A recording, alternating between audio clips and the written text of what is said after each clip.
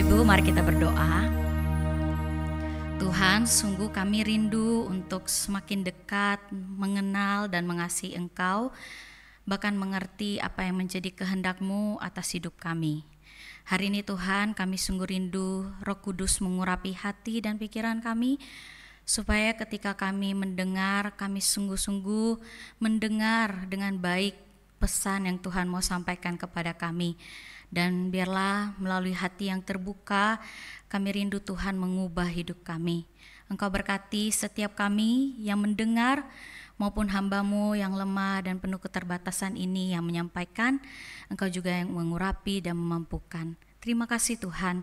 Ini doa kami, dalam nama Tuhan Yesus kami berdoa. Amin.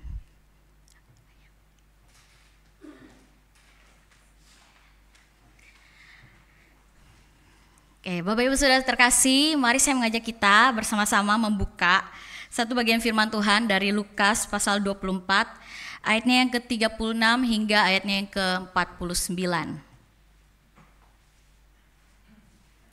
Lukas pasal 24 ayat 36 hingga ayatnya yang ke-49.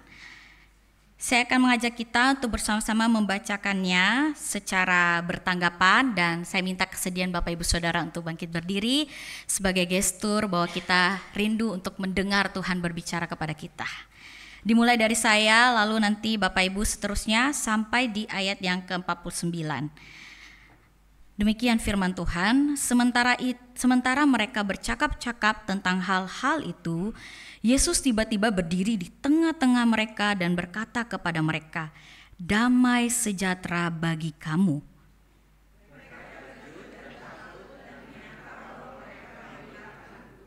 Tetapi ia berkata kepada mereka, "Mengapa kamu terkejut dan apa sebabnya timbul keraguan-raguan di dalam hatimu?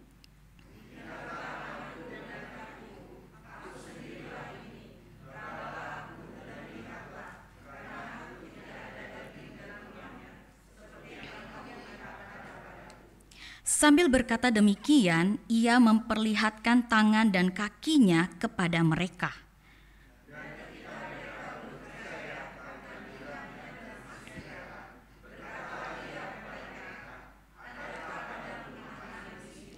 Lalu mereka memberikan kepadanya sepotong ikan bakar.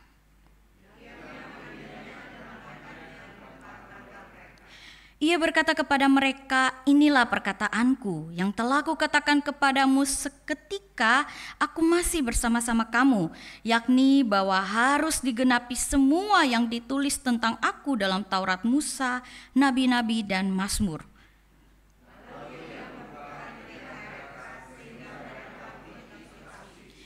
Katanya kepada mereka, "Ada tertulis begini, Mesias harus menderita dan bangkit dari antara orang mati pada hari yang ketiga.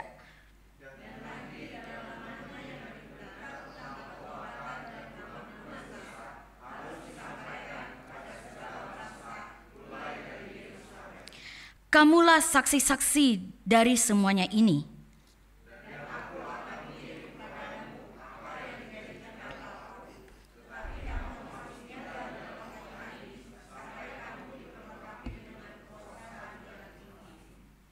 Sedemikian jauh pembacaan firman Tuhan. Hendaklah kita yang membaca dan menghidupi firman hari lepas hari.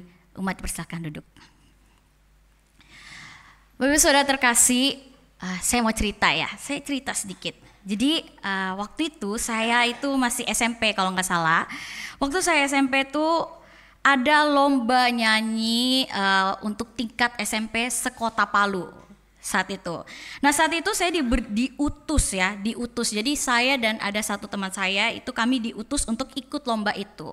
Nah lomba itu kayak ada seleksi gitu. Jadi per wilayah, misalnya contoh kita Jakarta, lombanya Jakarta, and then ada Jakarta Timur, Jakarta Barat. Jadi masing-masing per wilayah itu akan melakukan lomba. Nanti pemenang-pemenang dari situ akan kayak seleksi terakhir lah. Puncak dari lomba untuk menyanyi itu, lomba nyanyi itu. Nah, Bapak Saudara, singkat cerita, saya dengan teman saya lulus masuk sampai di seleksi lomba yang terakhir. Nah, waktu lomba sudah selesai, banyak orang-orang yang suaranya bagus-bagus gitu. Waktu nyanyi tuh suaranya bagus-bagus gitu-gitu.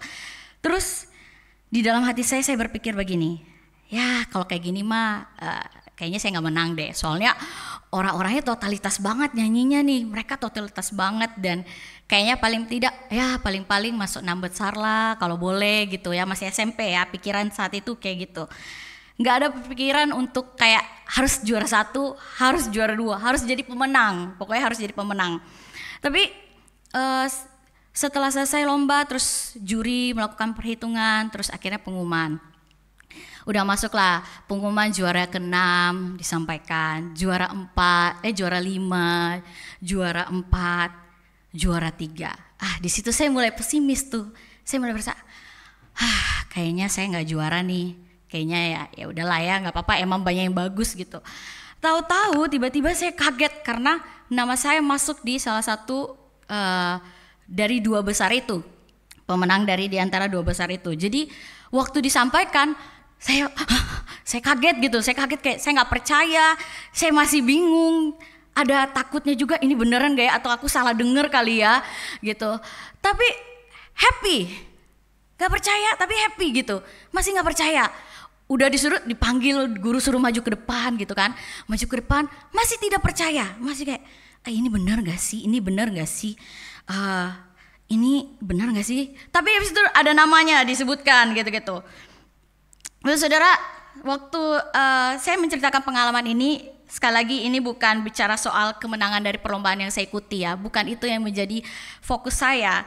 Sebaliknya fokus dari yang saya mau ceritakan ini adalah bagaimana respon saya waktu saya dengar nama saya disebutkan. Padahal saya nggak berpikir bahwa saya akan juara gitu. Apa perasaan yang timbul di hati saya itu saya kaget, benar-benar kaget, gitu, terus terkejut, bertanya di hati, heran, kok bisa ini terjadi, ini bener nggak ya? Ada takutnya juga, terlalu pede kali dengarnya. Tapi di saat bersamaan saya happy dengar nama saya disebut. Saya happy kalau saya juara saat itu, saya nggak nyangka gitu. Saudara, mungkin saya percaya Bapak Ibu Saudara di dalam perjalanan hidup kita mungkin seringkali mengalami situasi-situasi di mana waktu kita dengar, kita lihat dan kita terkaget-kaget, terkejut-kejut ya, kalau istilah kata membagongkan ya. Kita kaget sampai kayak di luar prediksi BMKG, istilah-istilah itu keluar lah dan lain sebagainya. Kita kayak takut, terkejut, nggak bisa bayangin kok bisa, kok beneran, kok begitu. Saudara, ini juga yang dialami oleh murid-murid Yesus saat itu. Ketika mereka masih dilanda duka, karena kepergian guru yang mereka kagumi, guru yang mereka sanjung-sanjung. Ditambah dengan ketika di momen-momen Paskah itu, kalau kita tahu di momen Paskah itu mereka lagi sedang berduka, tiba-tiba mereka dengar segelombolan wanita datang-datang ngomong kubur kosong. Apa nggak membagongkan lagi itu? Mereka kayak tidak merasa ini apa yang terjadi gitu. Di tengah-tengah situasi apa yang terjadi, ditambah lagi belum selesai satu hal, tiba-tiba muncul satu orang lagi yang dari perjalanan 2 orang murid Yesus dari perjalanan ke Emmaus kembali ketemu dengan para murid dan bercakap-cakap cerita tentang bahwa mereka ketemu Yesus, mereka berjumpa dengan Yesus. Dan di saat itu mereka juga masih tidak ada rasa percaya, lebih kepada kalau kita baca, Bapak Ibu Saudara akan lihat mereka bercakap-cakap masih ngomongin tentang persoalan itu, kejadian hari itu. Itu kejadian yang tidak bisa dibayangkan. Ditambah apa yang membuat mereka tambah begitu banyak perasaan yang berkecambung. Mereka itu lagi di posisi bersembunyi, Bapak Ibu Saudara. Kalau kita lihat di Injil Yohanes pasal 20, kita bisa lihat mereka itu bersembunyi. Mereka down karena guru mereka pergi, mereka takut bahkan sampai mereka kunci pintu-pintu rumah mereka karena mereka takut ketemu orang Yahudi. Mereka takut ditangkap, mereka takut. Pokoknya perasaan mereka udah bercampur aduk. Dengar berita yang sana sini itu, lagi ngomong-ngomong, tiba-tiba Yesus hadir di tengah-tengah mereka dan berkata, damai sejahtera bagi kamu. Saya cari gambar yang pas ya, kaget gitu ya, takut. Bukannya mereka happy lihat Yesus, mereka pikir itu hantu, Bapak Ibu Saudara. Mereka pikir itu hantu. Para murid di dalam ruangan itu, mereka gempar, mereka takut, mereka pikir itu hantu, bahkan hati mereka ragu. Tapi Yesus gak marah, Bapak Ibu Saudara. Yesus tidak marah. Yesus bilang, kok kamu buta ya? Enggak, Tuhan Yesus gak ngomong begitu. Kamu buta ya, gak lihat saya ini gitu. Enggak ada. Tapi Yesus tidak menanggapi dengan seperti itu. Justru dia bertanya, kenapa timbul keraguan di hatimu? Yesus tidak marah, rekan-rekan, Bapak Ibu Saudara. Tapi di situ disitulah ada maksud kenapa Yesus mau nampakkan diri kepada para murid. Dan saat itu bukan hanya ke-11 murid Yesus ya, tapi semua murid-murid yang ada di dalam ruangan itu, yang ada hadir pada saat itu. Saudara, maka timbul pertanyaan gini, lalu apa tujuan dari penampakan Yesus kepada semua muridnya pada saat itu di teks yang kita baca? Pertama, Bapak Saudara, tujuan penampakan Yesus untuk membawa mereka percaya bahwa ia sungguh-sungguh telah bangkit. Bapak Saudara terkasih, kalau kita perhatikan pasal 24, kita akan menemukan bahwa ketika Yesus bangkit, kubur kosong, dan berita Yesus bangkit pertama kali oleh wanita, ya kalau kita ingat minggu lalu Musa sempat menjelaskan tentang posisi wanita pada saat itu yang dianggap rendah, ya suara mereka tidak dihargai. Makanya waktu kalau kita baca Lukas pasal 24 ini ayat 1 sampai 12, waktu mereka bertemu malaikat, mereka menyaksikan berita bahwa Yesus bangkit, mereka beritahu kepada ke-11 murid. Murid-murid menganggapnya itu omong kosong. Dianggap omong kosong. Meskipun omong kosong, ya walaupun omong kosong gak masuk akal, tapi tetap ada murid yang pergi lihat kubur itu, yaitu Petrus. Dan bahkan kalau di Injil Yohanes itu adalah ada satu yaitu murid yang dikasihi, gak disebutkan siapa namanya, murid yang dikasihi lari untuk melihat kubur Yesus dan mendapati kubur itu kosong.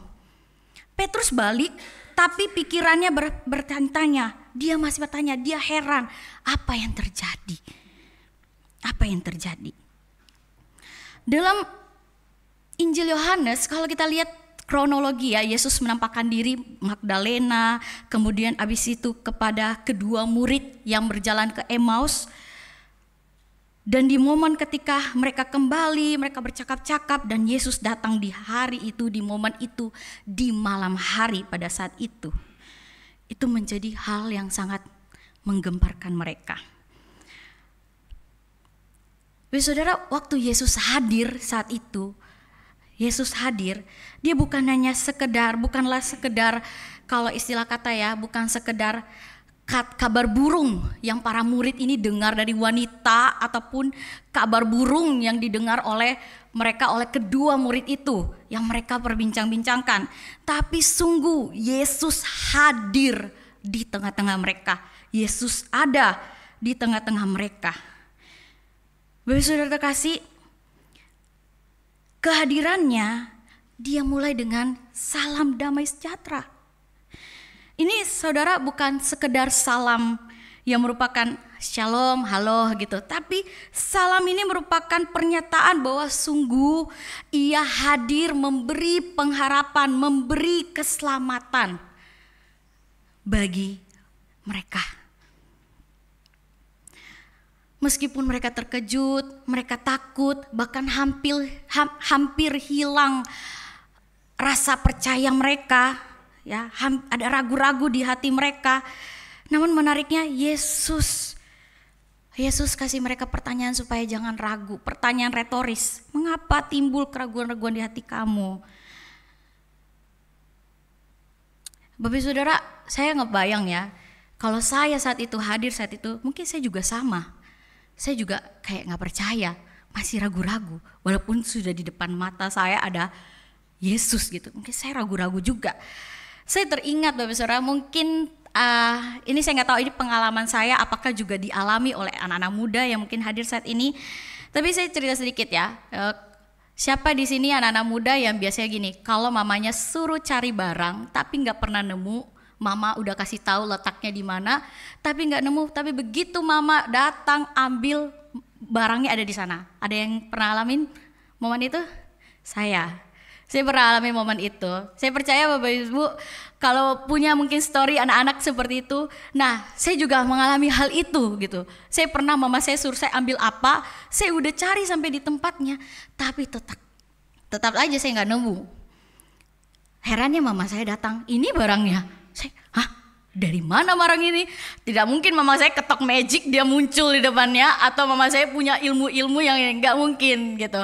Tapi saudara, itu sebenarnya ada saintisnya, ada penjelasannya. Cuman nggak perlu lah saya jelaskan, Bapak Ibu tinggal search Google aja ya, peristiwa itu kenapa itu anak-anak sulit menemukan barang-barang tapi mama bisa menemukan ya. Nah, tapi saudara, bukan itu yang menjadi fokus saya. Tapi yang menjadi fokus saya gini, kita aja terheran-heran, gini kok bisa. Tapi apalagi mereka para murid saat itu, mereka terheran-heran. Mereka bahkan kaget, mereka gak percaya ini yang di depan mata mereka ini. Mereka gak percaya ini Yesus. Mereka masih ragu-ragu. Sampai akhirnya apa yang Yesus lakukan, saudara? Kalau kita lihat, Yesus buktikan dengan dirinya secara fisik atau secara jasmani, lewat tangan dan kaki gitu. Apa maksudnya? Mari kita perhatikan Bapak Saudara, penulis Injil Lukas secara khusus di dalam perikop itu berkali-kali memakai kata lihat atau lihatlah, melihat, memperlihatkan dengan mata.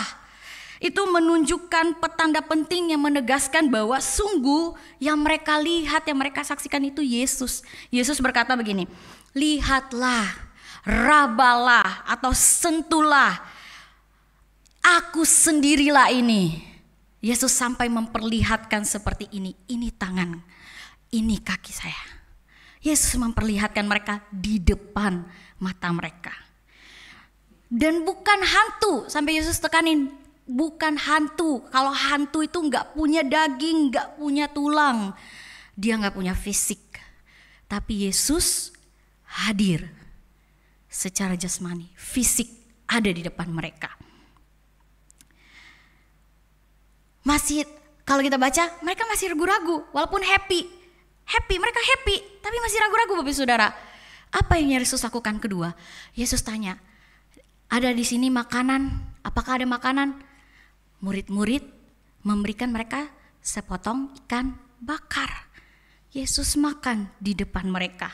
Bapak Saudara, itu adalah salah satu bentuk atau tindakan ya, aktivitas yang Yesus pakai, yaitu makan, untuk menunjukkan bahwa dia ini benar-benar hidup. Dia bukan hantu. Dia bukan sesuatu yang tidak terlihat, dia terlihat di depan mata mereka.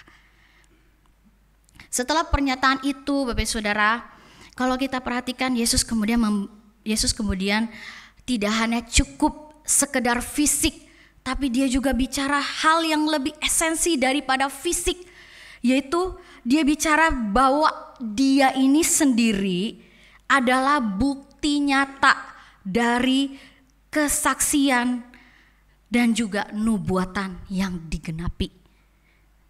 Saudara, Yesus sendiri mengingatkan mereka untuk ingat kembali apa yang sudah aku ajarkan, aku katakan, bahwa yaitu Yesus akan menderita dan bangkit pada hari ketiga.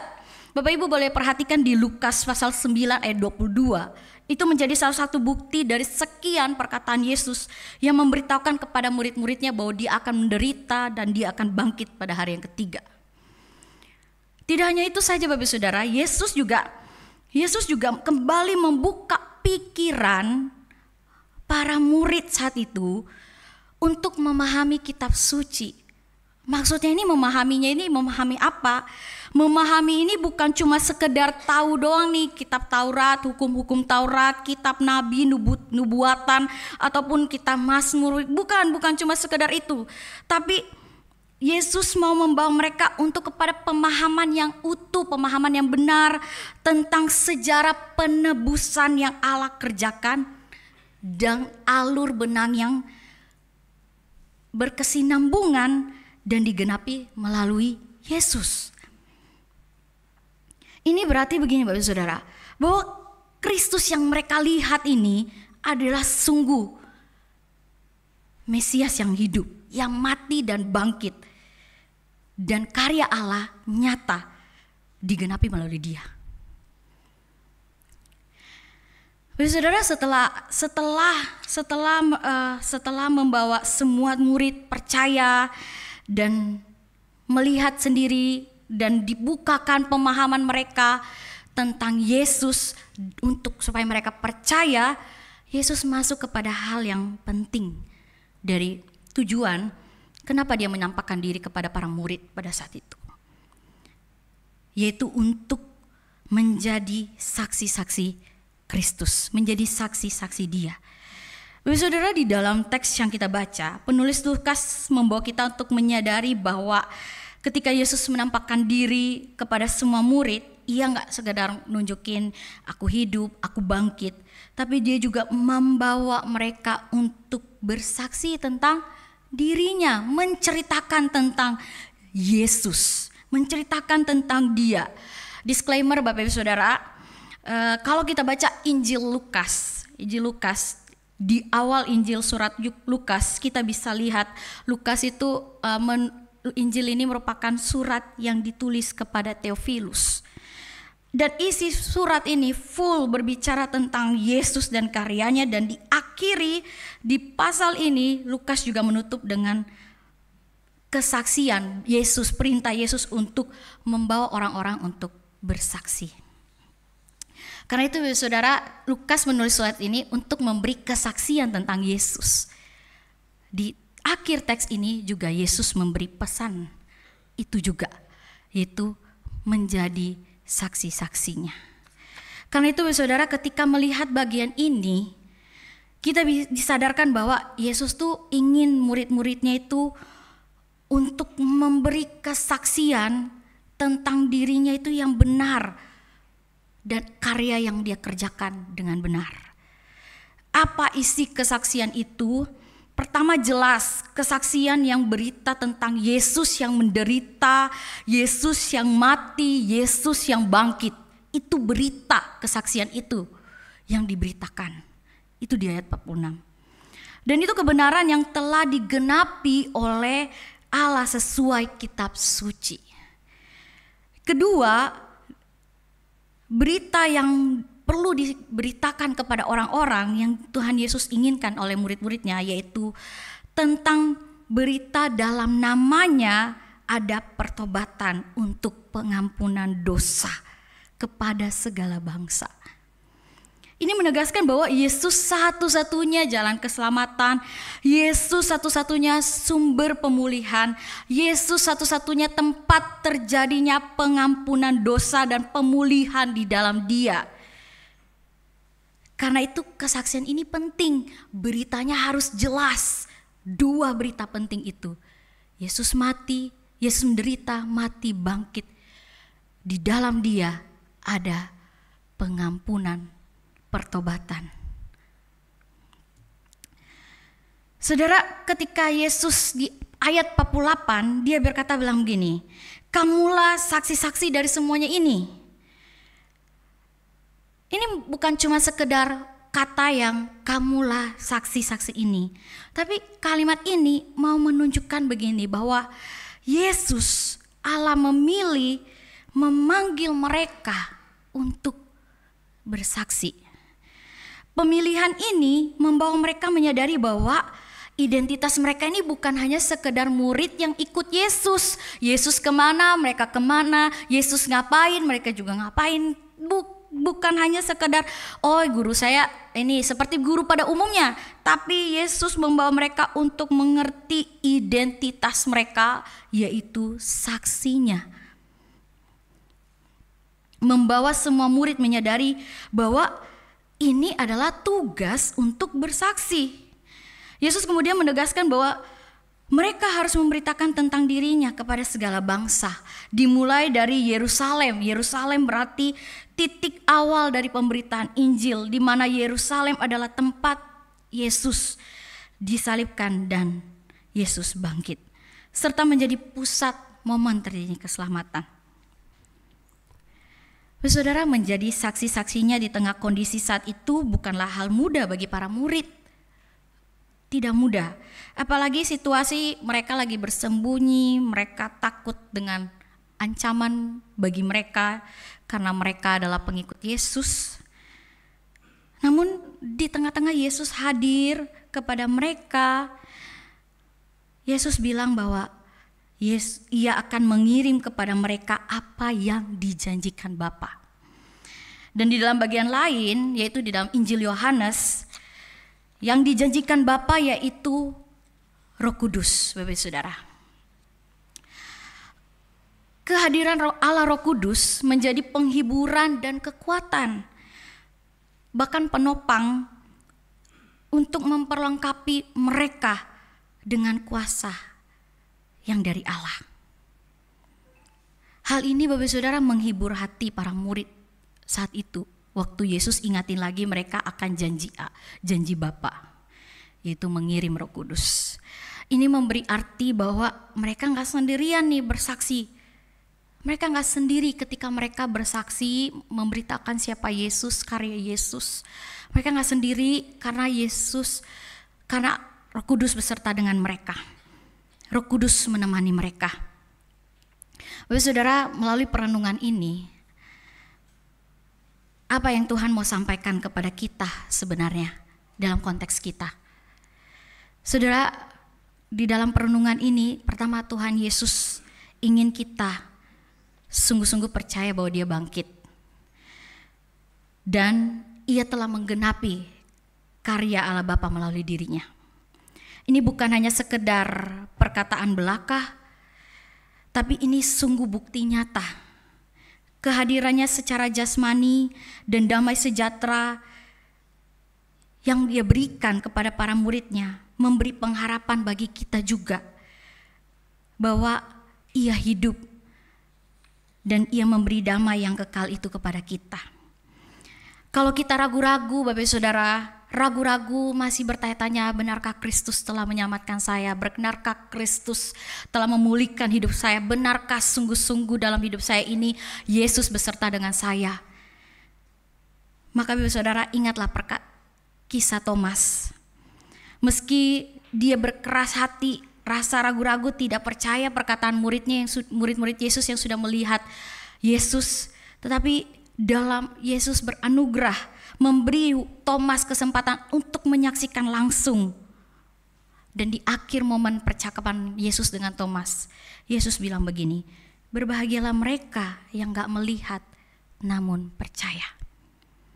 Saudara, ini berarti bahwa walaupun kita gak lihat secara fisik, kita gak lihat langsung, tapi kita percaya bahwa Yesus telah bangkit. Kita gak lihat, tapi kita percaya. Itu memberi kekuatan bagi kita. Andai kata nih Bapak Ibu Saudara masih juga ragu-ragu, ingatlah Paulus pernah berkata seperti ini Bapak Saudara di dalam 1 Korintus 15 ayat 14 dan ayat 17. Tetapi andai kata Kristus tidak dibangkitkan, maka sia-sialah pemberitaan kami dan sia-sialah juga kepercayaan kamu. Dan jika Kristus tidak dibangkitkan, maka sia-sialah kepercayaan kamu dan kamu masih hidup dalam dosamu. Saudara, perkataan Paulus juga mengingatkan kita bahwa benar Yesus sudah bangkit. Kalau Yesus tidak bangkit, maka sia-sialah yang kita lakukan selama ini, ibadah selama ini sia-sia. Tapi Yesus bangkit, memberi hidup, memberi pengampunan, dan itulah yang menguatkan hati kita.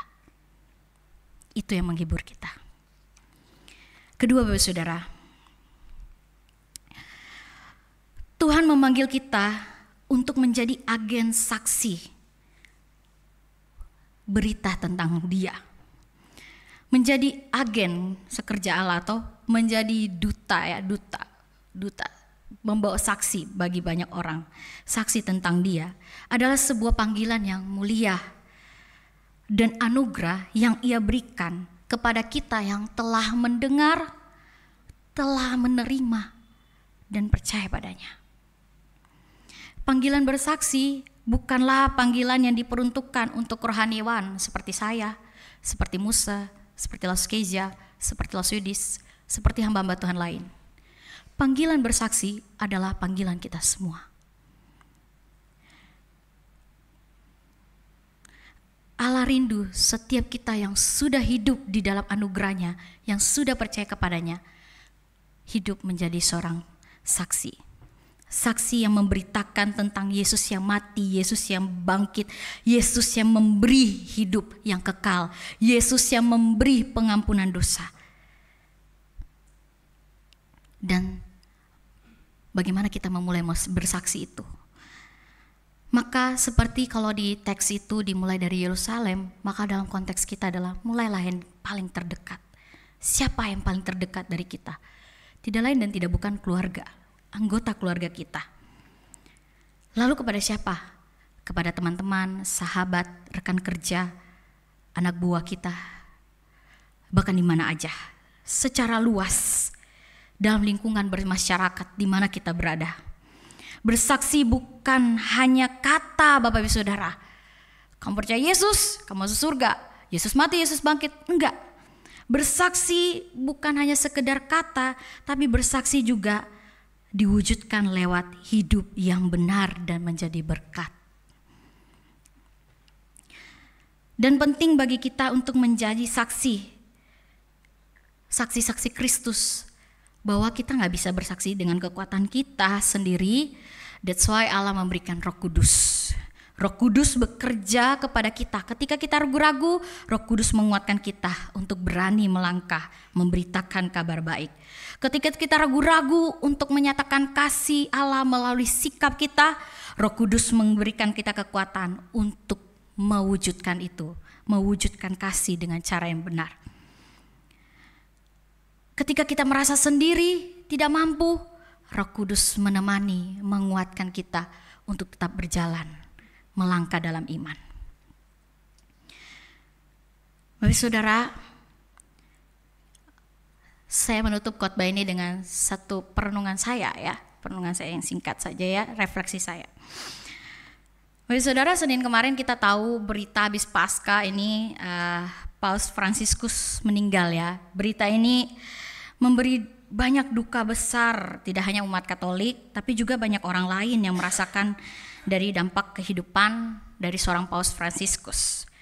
Saat saya baca berita tentang beliau dan juga muncul juga FYP TikTok saya atau X kalau dulu Twitter orang bilangnya, tentang dirinya dan bagaimana hidupnya di dalam menginspirasi dunia, menginspirasi umat-umat Katolik dan banyak memberkati orang. Dan ketika saya baca artikel-artikel hal apa yang dia lakukan ya, apa yang dia sharekan ya, dan saya berada di perenungan seperti ini. Dia itu seorang tokoh agama besar, kehidupannya yang membicarakan tentang kasih Tuhan, dia selalu mendorong orang-orang untuk hidup dalam pengharapan, hidup membawa damai. Saudara, saya waktu lihat dia gitu ya, waktu baca artikel-artikel dia, baca tulis pesan-pesan yang dia suka share gitu, dan juga saya bandingkan dengan Dorcas atau Tabita, seorang wanita, orang biasa, tapi dia telah menjadi saksi Kristus yang sangat besar. Hanya dengan menjahit, tapi dia telah membawa banyak orang terberkati. Ketika dia meninggal, banyak orang kehilangan. Dua-dua sama. Mereka meninggal dan banyak yang merasa kehilangan. Saudara, saya dalam perenungan, saya berpikir seperti ini. Sungguh Allah itu gak memandang orang itu besar, orang itu kecil. Allah gak pandang itu. Tapi Allah pakai siapa saja, orang-orang yang percaya dia, orang-orang yang mengasihi dia, untuk menjadi saksi. Menjadi saksi tidak hanya lewat kata, tapi lewat hidup. Dan itu menjadi berkat. Dan banyak orang yang terberkati. Baik saudara, biarlah kita juga di dalam menjalani hidup sebagai umat Allah, kita yang sudah merasakan kasih Allah, kita yang tahu dan percaya Yesus, kiranya kita juga punya kesadaran bahwa Allah mau kita juga membagikan kesaksian itu kepada dunia. Mulailah dari lingkungan terdekat, lewat perkataan yang memuliakan Tuhan, kata-kata yang membangun, dan tindakan yang memuliakan Tuhan. Amin. Mari kita berdoa. Tuhan, terima kasih untuk kebenaran firman-Mu. Kami bersyukur karena Engkau sungguh telah bangkit. Walaupun kami hidup di zaman sekarang dan tidak melihat secara langsung, tapi kami sungguh bersyukur Tuhan karena dalam anugerah-Mu Engkau menolong kami untuk dapat percaya pada Engkau. Dan kami bersyukur Tuhan bahwa Engkau rindu seluruh bangsa mengenal dan percaya Engkau. Terima kasih untuk kepercayaan yang Kau berikan, membawa kami untuk menjadi saksi-saksi-Mu. Tolong kami Tuhan, di dalam segala keberadaan kami, dalam segala jabatan kami, dalam segala kondisi kami boleh menjadi saksi melalui perkataan dan hidup kami. Sehingga sungguh ya Tuhan, banyak orang yang mengenal Engkau dan menerima Engkau sebagai Tuhan dan Juru Selamat bagi hidup mereka. Terima kasih Tuhan, ini doa kami. Dalam nama Tuhan Yesus kami berdoa. Amin.